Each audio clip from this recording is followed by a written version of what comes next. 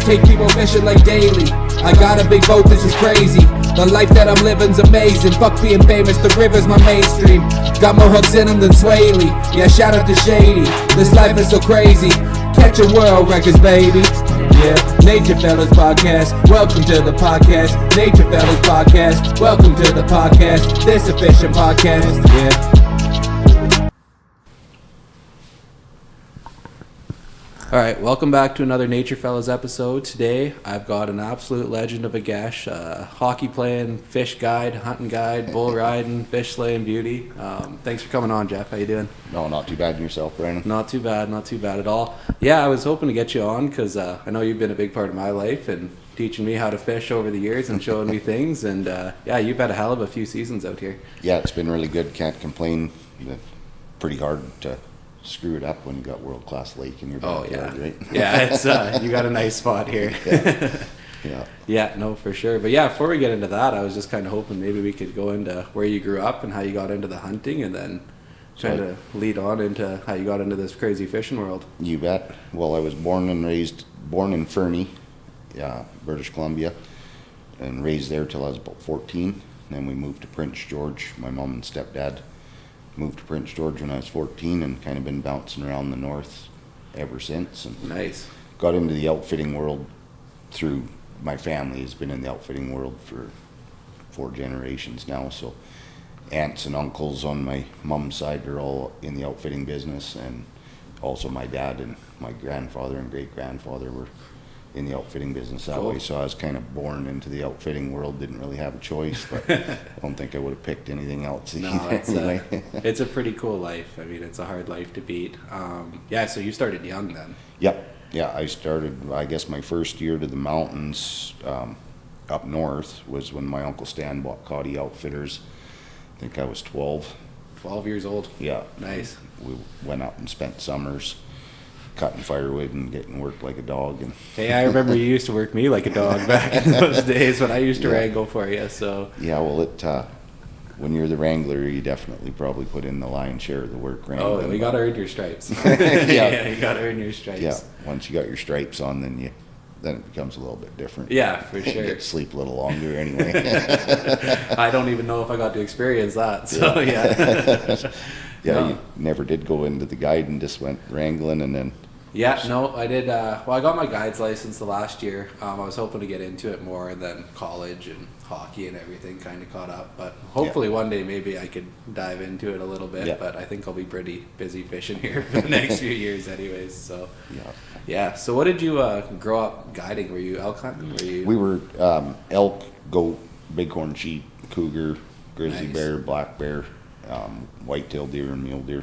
Cool. Everything. Yeah. Everything. We had everything down there, and so my grandfather, he had great-grandfather on my dad's side, he had Bull River Outfitters, and we mainly goat and elk were the main priority animals that we hunted the most there. Cool. But we also had sheep and lots of bears, no shortage of bears. Yeah, there's no shortage of bears here either. So yeah. No, so that's awesome. So you were, and that was all in the Kootenays, right? That was in the Kootenays, yeah. Cool. And then, so you were playing hockey, you were guiding.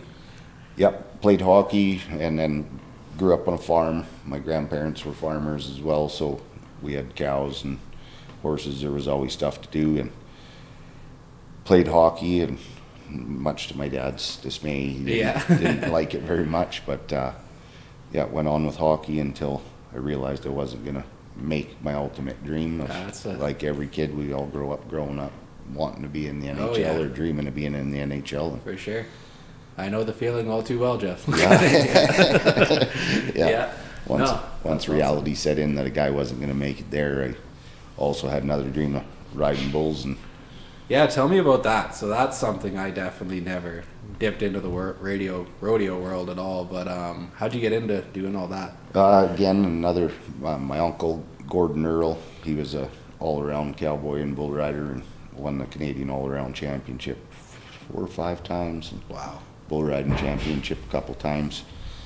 And then my uncle, Bill Ostrich, he was also a bull rider, and so I always followed them around. My mom's all my mom's friends were barrel racers, and their husbands were bull riders, and so you just pretty cool family tree. Yeah, naturally, kind of just watched them guys as I was a little kid, and started riding calves at the Brandon pen when we were 4 or 5 years old, and did that until we were big enough to get, or thought we were big enough to get on the cows, and then Grandpa would buck cows every once in a while, and we'd get on cows when we were 8, 9, 10, and started beating down the rodeo path riding steers. Eventually graduated into the bull riding, and but with bull riding, she's a pretty short career. Well, that's got to be such a rush, though. Like the adrenaline rush from riding a bull has got to be a lot of fun. Crazy. A lot of fun. I wasn't very good at it, so I don't know if any bull riders really win at the end. Some of them do. Some of them make big money, but that's it's a very, very small percentage. Right? You got to be top of your game, but you got to be tough. Yeah, I went at her a little bit wrong, I guess.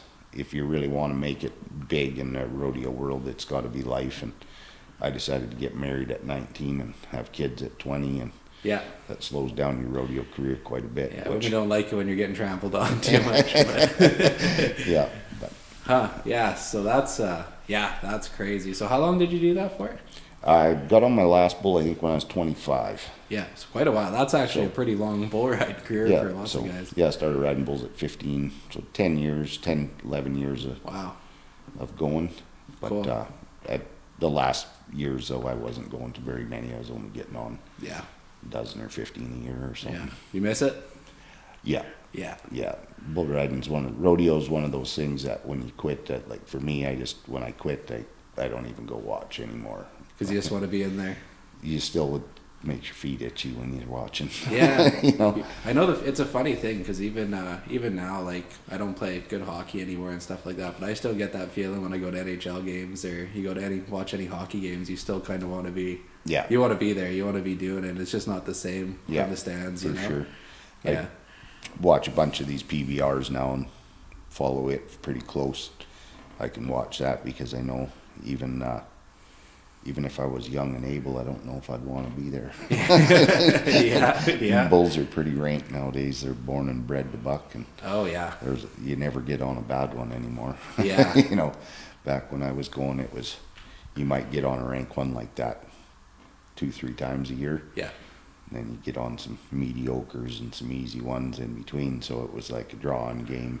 Yeah. If you drew the easy ones, you could do pretty good, and then hopefully you could run, 10% or 20% on those rank ones. Well, nowadays they're all rank. Those boys are tough now. And they all buck, man. It's something else. Yeah, it's crazy. I mean, my family, most of my family are cowboys too, and they all grew up in Sundre. And my great uncle Rex Logan, he used to raise bucking horses. Yeah. So he used to do bareback and saddle bronc and stuff all the time there. And I remember going there as a little kid, watching the videos of those guys do that. And you guys who get on bareback and bulls are crazy, man. Like, yeah. Bareback horses are hard on you.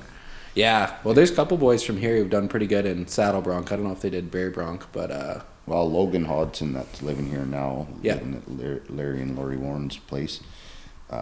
He was a hell of a bareback rider. Yeah. Pretty cool stuff.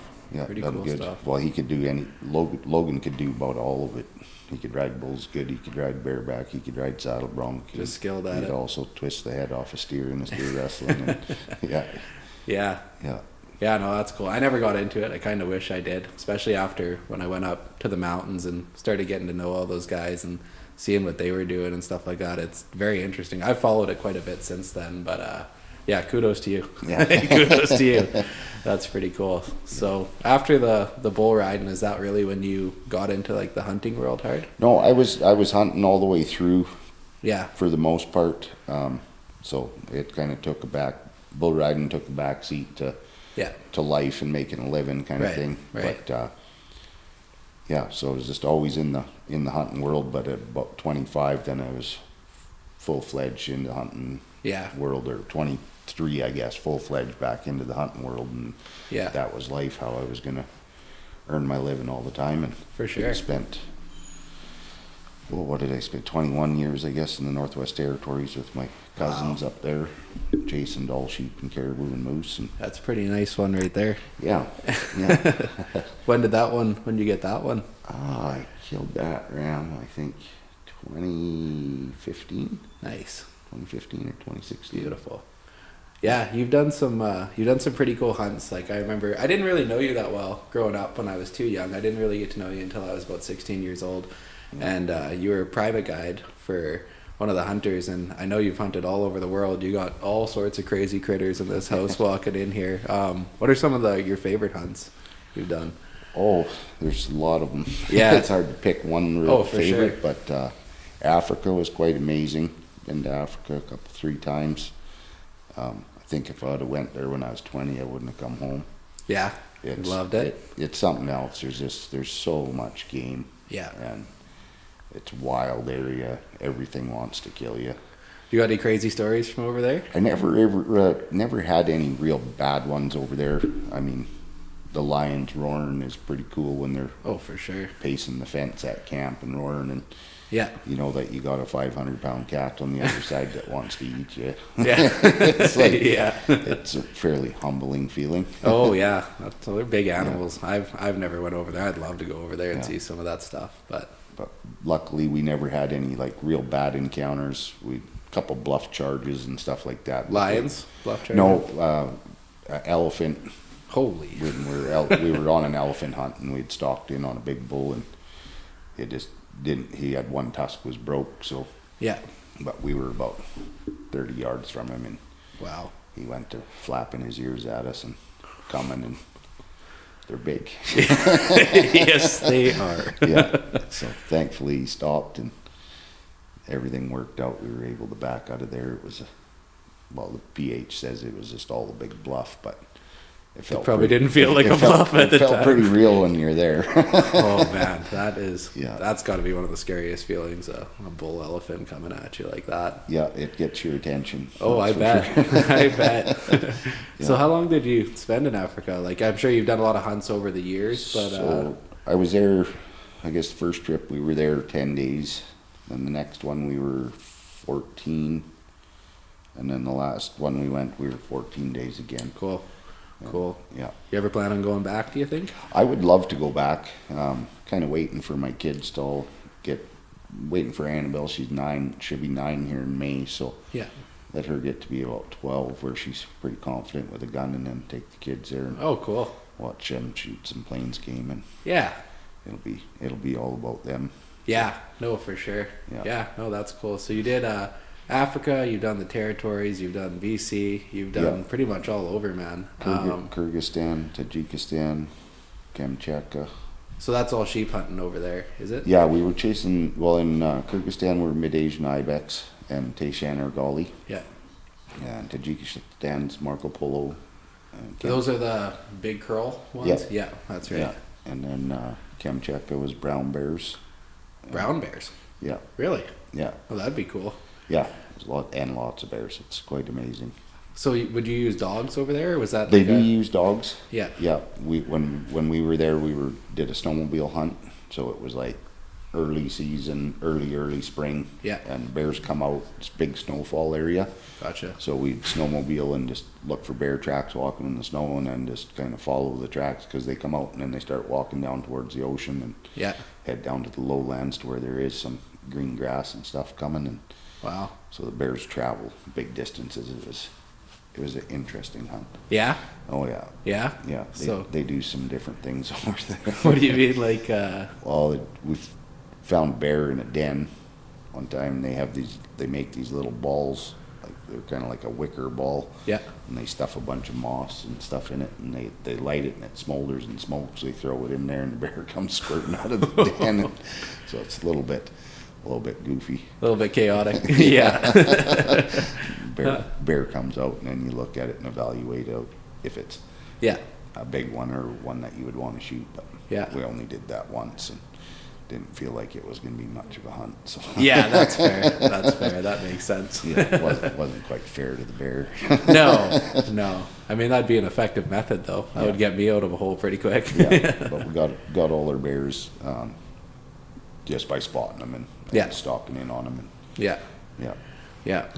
So that's how you made your living, for forever. Was hunting, guiding, traveling, and been later in my career there. my cousin's guide area in the territories in Nahanni National Park, they did a big park expansion and took over a bunch of the guide area, about 70% of it.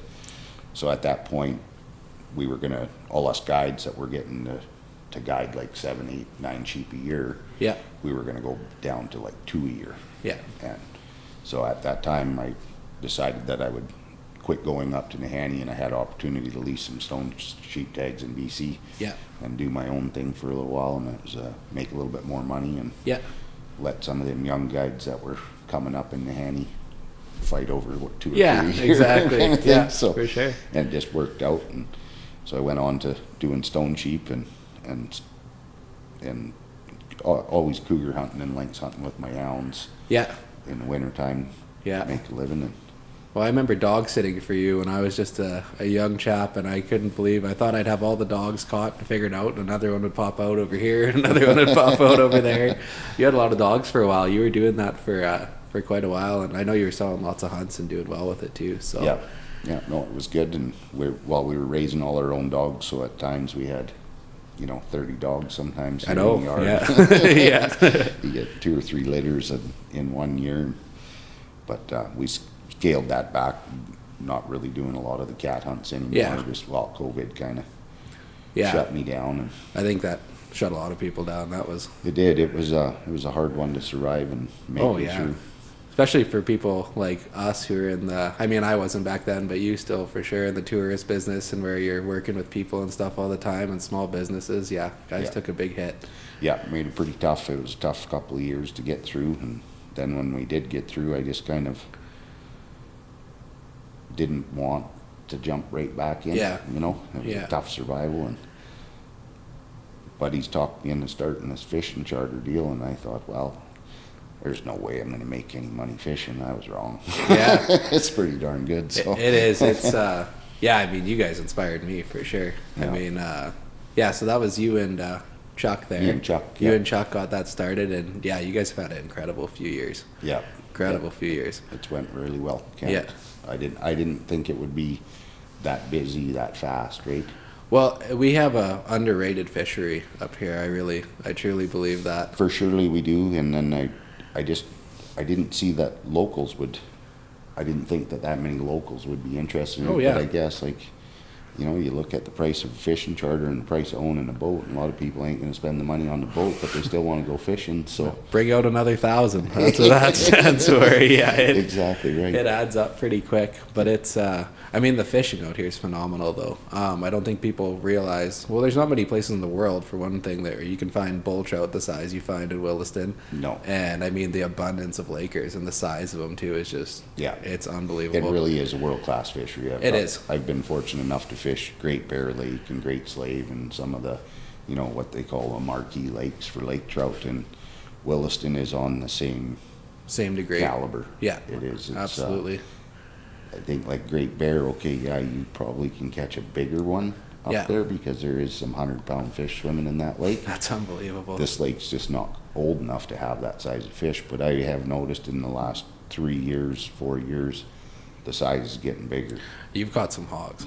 Yeah. I've seen you pull some 30-pound plus, Yeah. probably even pushing 40, some of them. Yeah, Yeah. that one, well, according to the lake trout measurement thing or whatever, it Yeah. says it's 42 pounds. Yeah, It's between 38 and 42 pounds. It's a heck of a fish. that's a big fish no matter So- how you look at it. Yeah, so there's, as this lake gets older and these fish get a little older, we're going to start having that 50-pound category. Yeah. I think they're in here now. Yeah, I think so too. I mean, and the fact that it's like you look at those other lakes like Great Bear Lake and all those other lakes, they're natural lakes. This lake wasn't flooded even until 1967. Yeah. And then it's had to adapt for however many years for everything to become used to it, and it's a forever changing ecosystem. But I think that you're right, like now it's getting to the point where everything's kind of adapted, the ecosystem's at a solid place, and Yeah. everything's healthy and stuff's then going to start even- growing. Even when you talk to the biologists, they don't even know where the lake trout come from in this lake. It's unbelievable. They're Yeah. like, they could have come from the Nation lakes. They could have come from up the Finley River from some of them lakes. They don't really know. Yeah, because they're not natural. They are natural, because they didn't stock them or whatever. But I think like the only native fish are the lake trout, the bull trout, and the grayling. I think. Yes. I'm not even sure if the rainbows. The rainbows were in the Peace River. Yeah. Okay, that makes sense. Yeah. When they flooded it, there was actually big rainbow in the Peace. Yeah. So. Yeah. Well, didn't they stock Gerards in Williston years? I was told that they did right 10 years after. Yeah. So like 75. Yeah. They put some Gerards in here because I've talked to people from the yacht club that have been here like forever. Yeah. And they said it was just fantastic. Like the 80s, the rainbow fishing was fantastic. That'd been something to see, eh? You know, 5, 6, 7 pound rainbows, just consistent one after another. But I think because back then in the 80s there wasn't a whole lot of conservation. There was no conservation, so if they caught 100 went home, right? Yeah, it doesn't take long to empty them out when you're doing that. Exactly. Yeah. Yeah. I always thought it would be, so Dinosaur Lake I find is a funny one just because there's no feeder streams that are really going into Dinosaur, and it's kind of just a big bathtub essentially. Yeah. I always thought if they stocked Gerards and Dinosaur and a lot of kokanees and they made them catch and release, that would be a world-class fishery right there too. Yeah, I think they would really take good to Dinosaur Lake. I think it's a good idea. I do. Yeah. But I'm not sure if they're going to do it just because the Gerards are so finicky, right? Mm-hmm. And you know, you got a lake like Kootenai Lake, and they played with so much different stuff, fertilizing for kokanee and making the kokanee, and they actually made the lake worse. And oh, did they? I know nothing about that down there. Yeah, they had a bunch of problems, and then the huge die off. All them Gerards died off, so now they're just from improper stocking kind of thing. They figured it was from their fertilizing program. Oh. It made all these shrimp. They were putting in there was fertilizer for these shrimp. Well, these shrimp will live down like 600 feet deep or 500 feet deep. Gotcha. And only come up at night. Yeah. To feed on the same plankton that the kokanee eats. Yeah. And the Gerards don't feed at night. So, yeah. It was a catch-22. Right? Huh. Yeah. No, that makes sense. So that makes sense. All the feed went out of the lake for the kokanee, so the kokanee went down. Yeah. Right, because then shrimp were eating all the feed.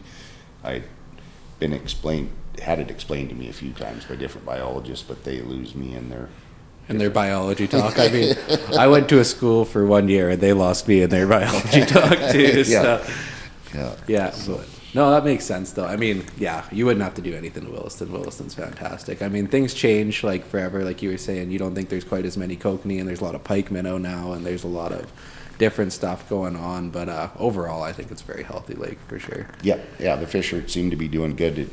Like this year was a weird year. I just didn't mark those big kokanee balls like a guy normally did. It was like, yeah, me neither. The one day we fished together, we marked a couple big schools of them. I'm assuming they were kokanee on the fish finder, but that's the only time I seen those big red bait balls. They showed up late, like in September. I started to notice some there at the beginning of September. I would see some bigger balls, but it used to be like that all summer long. Yeah.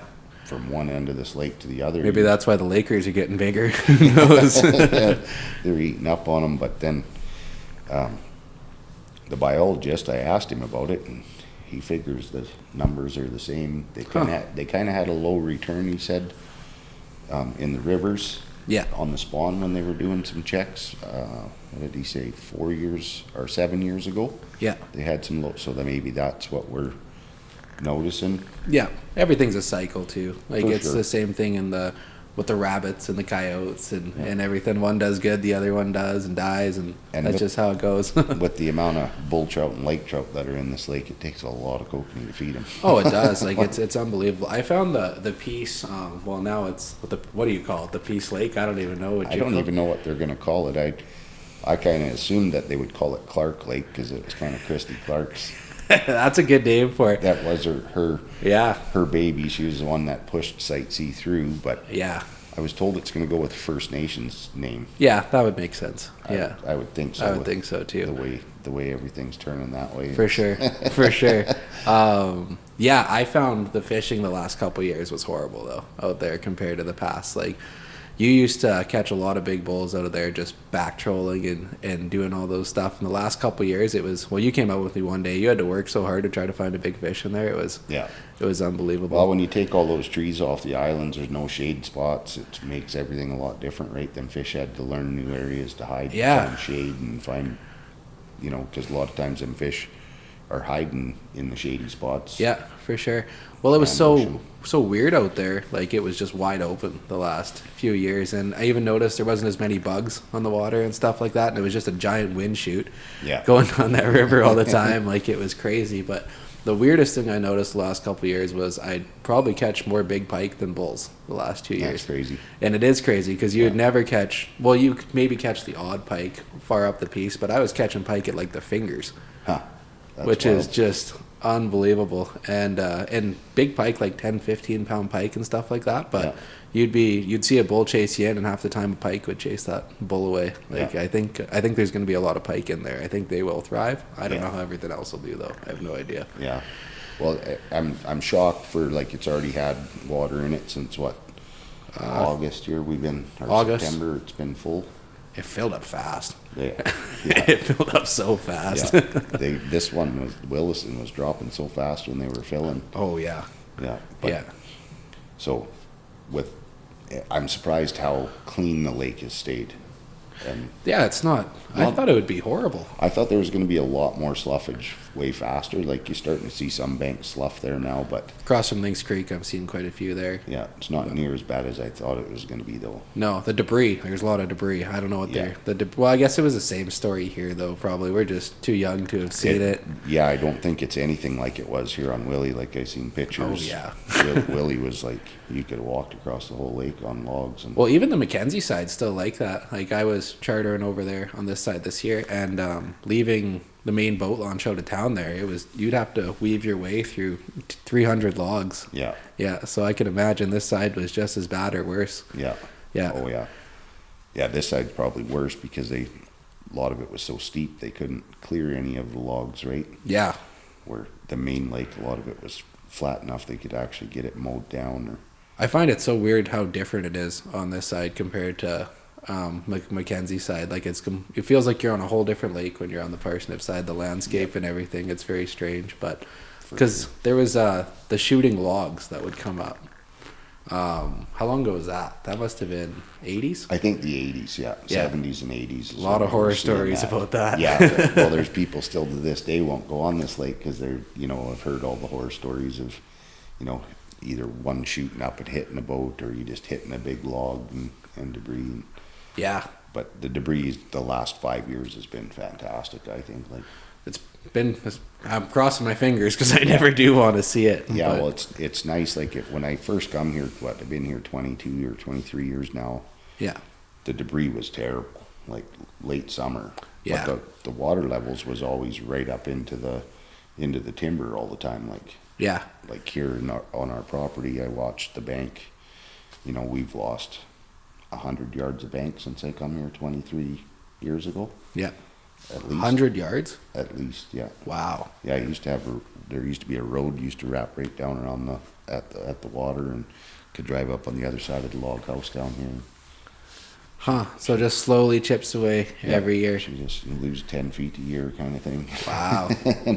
Make sure you put your house a little ways back kind of thing. Yeah, but the last few years seems to be a more of a stable limit that they're bringing it to, and I like it better because now all that driftwood's trapped up high. And hopefully it stays that way. Yeah, a little easier on props now. Oh yeah, props are fun. So how long have you been fishing Williston for? Like, were you into fishing Williston as soon as you moved over here? Yeah. Yeah, my first year I come here, I'd never downrigged ever in my life. Yeah. We always fished topwater on Kootenai Lake and Gerard rainbows, so we were pulling bucktails, doing 5 mile an hour with side planer boards. And that work? Oh yeah. Yeah, pretty cool. I've tried it up here. Yeah. Don't work up here. Yeah, that's what I was wondering. I know it works down there. Yeah. Well, there is some big rainbows in Dinosaur. And oh yeah, and the Peace too. I've got some hogs out of there. So nice ones in there. I went to Dinosaur and I drug everything that I'd ever tried in the Kootenays, and it worked in the Kootenays, but I did catch some rainbows, but the biggest one was about 4 pounds. Yeah. And I seen Dwayne Anderson, he come in with like a 21 pounder one day, and I'm like, where'd you get that? He's like, Yeah. Dinosaur Lake. I'm like, man, I've been dragging iron and I can't catch him. There's been some huge rainbows come out of Dinosaur Lake, Yeah. like unbelievable size. Yeah. So then when we moved out here onto the lake, I just had a little tinner boat. Yeah. Kevin Howard actually was the one who taught me everything I know about downrigging. Nice. He used to take me on his boat on Dinosaur and Yeah. taught me how to downrig. And Yeah. I tried it on a little 12-foot tinner out here, and it didn't work so well. Get pushed around a little bit. Yeah, did that the first year, and it was like, oh, I got to get myself a little better boat. So I went and bought a little 16-foot fiberglass, and Yeah. away we went. Yeah. Oh, that's pretty cool. I mean, I never fished the lake really. Growing up, my family owned the campground, so I was just on the river. And it's crazy how different it is. Oh yeah. Like it transfers over, but it doesn't really No. transfer over at all. Like your methods and your techniques are just polar opposite. Yeah, and as a kid in the Kootenays, I was a river hound, man. Like I love the rivers. I'd I'm get still off- a river I'd hound. get off the school bus and jump on my dirt bike, and I had a rod holder on my dirt bike, and we'd boot down to the Elk River, Yeah. go to the Wigwam or the Flathead, and Yeah. we had world-class fishing there for cutthroat and rainbows and Yeah. bull trout. And so Yeah, it's good down there. I would like to do a trip down to the Kootenays, actually. Yeah. I'd like to experience some of that. it's a little different now than it was when I was a kid. When I was I a kid, imagine. there was nobody out there. Like, Yeah. you know, if you seen 3 other people fishing, That's a busy day. it was a busy day. Now you'll see 500 drift boats come down that Elk River a day. Same kind of Bow River kind of situation. Yeah. Same thing. The Bow's crazy. Like I spent 2 years over there, and that's honestly the Bow's really what taught me, where it brought me to the next fishing level. But the amount of people is unbelievable. Yeah, Like- the Elk's like that now. I think what were they telling me? There's 80 different operators on the Elk River now. That's got like that's got to make it hard to catch fish, don't you think? Like, Because they've closed all. It's catch and release only now. which is good. Yeah, Yeah. single barbless. Well, it's good for the fly fishermen, you know. But there's Yeah. there's a lot of people that have lived there their whole life. and Well, yeah, they like to go catch a cutthroat and eat him. nothing wrong with that. Now Not you a can't. thing. Now Yeah, you can't get one or take one. So yeah, it's kind of a catch-22. And then the bull trout have become this big fly fishing phenomenon. I guess you would say. yeah. So They they have. keep messing with the bull trout rules down there too. Yeah, well, because they can still kind of keep some bull trout down there. Well, not in the rivers. They're allowed to in Kootenai Lake, Okay. and it's 1 a day over 75. Yeah, and it's similar laws over here, kind of thing. But then it's funny, you go to Alberta, and it's like the Holy Grail. Oh yeah, Like nothing they'll skin you if they catch you with a bull trout. Yeah. That'll be the last thing you ever do. Yeah, for sure. yeah, Yeah, they No. definitely protect them. Here too, like I've always said, we should be able to keep 1 a day, yeah, any size here. yeah. I suggested it to the biologist there, and I got an immediate hard no. Yeah, He yeah. was- he was like, yeah. He says, no, it's a species at risk. So, and I'm like, well, I don't see how it could be at risk when there's Yeah. as many as there is. In Hey, these well, waters here. the grizzly bear is a species at risk too, don't you know? There's not very many grizzly bears in this country, in It's case you amazing. didn't know. It's amazing how they like to protect all the apex predators. Oh yeah, yeah, yeah, yeah. We're on a shortage of grizzly bears. Yeah. Well, I remember when that got shut down too. That was because I was in Tashodi when that happened. That was 2016 Yeah. when the grizzly bear hunt got shut down, and that affected a lot of outfitters and a lot of was- people majorly. It was huge on the outfitting world, the impact, and everybody's still feeling it.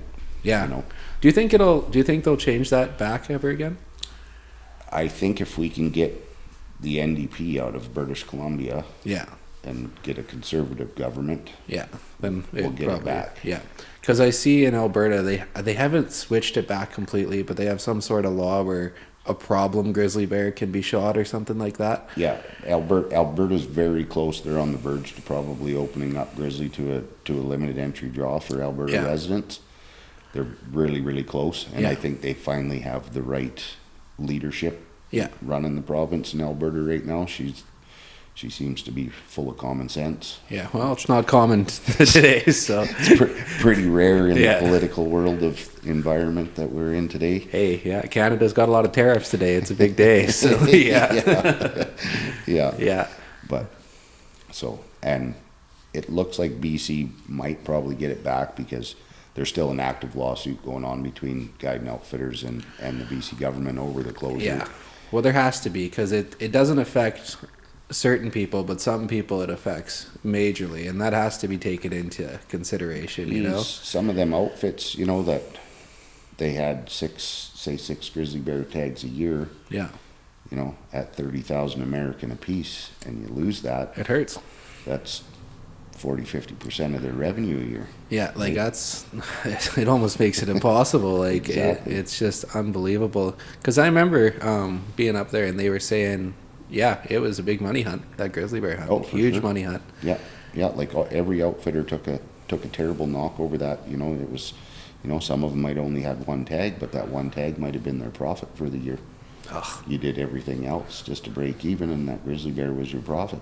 Well, yeah. Well, think of it this way. What if they said, we're not allowed to catch lake trout anymore? Oh boy. Yeah, you know what I mean? Like it would just, it would hurt the pocket a little bit. It Oh, for wouldn't sure. be any good. A guy's changing what you're doing now, right? Because Yeah. Yeah, that's government. That's just how it goes, I guess. yeah, But, yeah. We best not talk about politics. yeah, we better get back onto the fishing here. Yeah. Yeah. So yeah, you're still planning on running strong here for the next few years. Oh, for sure. Yeah. I'll be staying in the fishing business. It seems to be doing good, and You're killing it. I'm enjoying it. So Yeah. That's I don't know how long I'm going to keep enjoying it for. Yeah. Oh, I hear ya. Yeah, it does get to be a long summer. Well, it's hard work, and I don't think people realize how much goes into it. I mean, from the outside, it sounds like a really glamorous thing, but 2 hours on the boat, working on the boat, Yeah. going through your fishing gear and stuff every day, especially if you're like me and you, we don't really have any employees or stuff. Like, it's just, Yeah, it's all on you. it's all on you. And it's, yeah, when you're doing it every day, it takes Yeah, when you pound it for 80 days in a row, you get tired. yeah, you do. You do. But I wouldn't change it for the world. No. I love it. It's still better than working. It is. It is. That's for sure. Yeah, no, it is for Yeah. sure. So, yeah, no, I'm hoping I know you'll have a deadly season next year. We'll have to figure out how we can work together still, one way or the other, Oh, with for Leo sure. on the other side. It's actually great having, you know, the three of us locals that are doing it, or four of us with Chuck, Yeah, and Tom and yourself, how we've all worked together, and it's not- yeah. And that's how you need to do it too. well, Like, there's been no competition. It's like help each other out. If I'm booked, I send them to you. If you're booked, you Yeah. send them to me. if I didn't have you, I'd be screwed. To tell you the truth, like you've bailed me out multiple times, and I try to bail you out whenever I can too. It's a Yeah. good thing we got going on too. Oh, for so. sure. Yeah, and it works well together, and Yeah. everybody comes out of it happy. Yeah, for sure. No, right on. Well, we can get to wrapping this up here if we want, but yeah, if you guys want, definitely reach out to Rusty Hook Fishing Charters. Reach out to Jeff here. He'll be taking charters this year, and yeah, we'll have to get you on again. We'll have to get Ben Jackson on here for Yeah. the next show. He had some issues tonight, so he couldn't make it. But yeah, we'll get him on the next show, and yeah, thanks for coming on, Jeff. Sure. I appreciate it, man. Thanks for having me. Yeah, anytime, Appreciate it. man. Anytime. Right on.